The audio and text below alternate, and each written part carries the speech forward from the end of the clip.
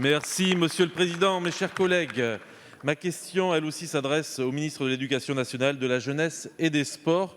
Je souhaite y associer ma collègue Marguerite Depré-Audebert, qui a beaucoup travaillé sur ce sujet ces 5 dernières années.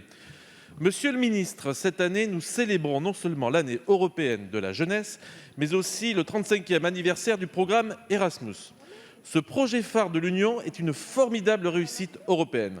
Depuis son lancement en 1987, 12 millions de participants ont bénéficié d'une mobilité pour acquérir de nouvelles compétences, apprendre des langues, pour voyager. C'est une avancée majeure qui renforce l'identité européenne, le multilinguisme et les échanges interculturels.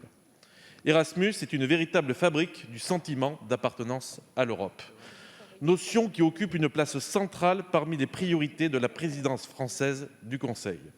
Cette présidence ainsi que le 35e anniversaire d'Erasmus doivent nous encourager à aller plus loin.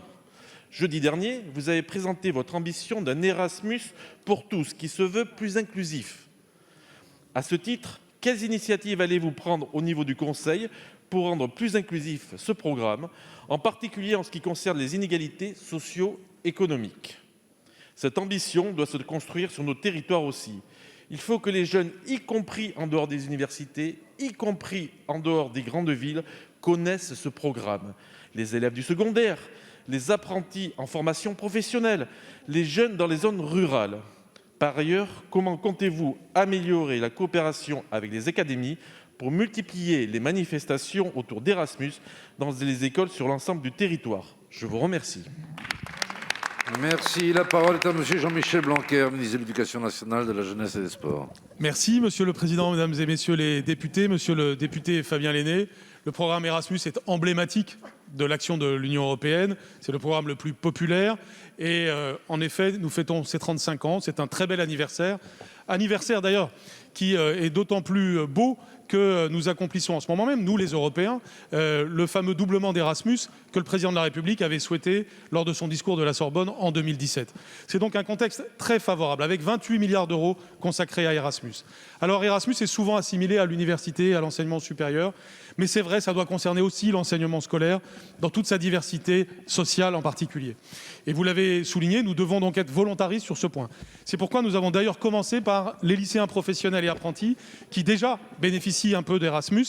Nous en avons 9 000 qui ont commencé. Et nous allons continuer la marche avec les lycéens généraux et technologiques, grâce justement au développement d'Erasmus et au fait que désormais nous consacrerons 15% du budget d'Erasmus à l'enseignement scolaire, autrement dit à des collégiens, à des lycéens, mais aussi aux professeurs et au personnel qui les accompagnent.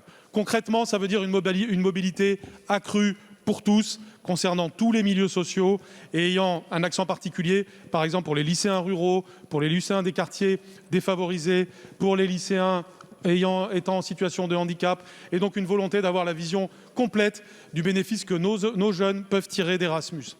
Il faut ajouter à cela que nous avons une action volontariste pour coupler des établissements français avec des établissements européens. L'objectif, c'est désormais d'être systématique. Et nous avons par exemple des campus franco-allemands, des campus franco-italiens, des campus franco-espagnols, notamment sur le plan professionnel, qui ont commencé à voir le jour. Il y a donc une véritable dynamique. Cette dynamique, nous l'avons déjà enclenchée pour la France. Nous voulons l'enclencher pour l'Europe au titre de la présidence française de l'Union européenne. Et je le dirai dès demain à Strasbourg. Je vous remercie. Merci, monsieur le ministre.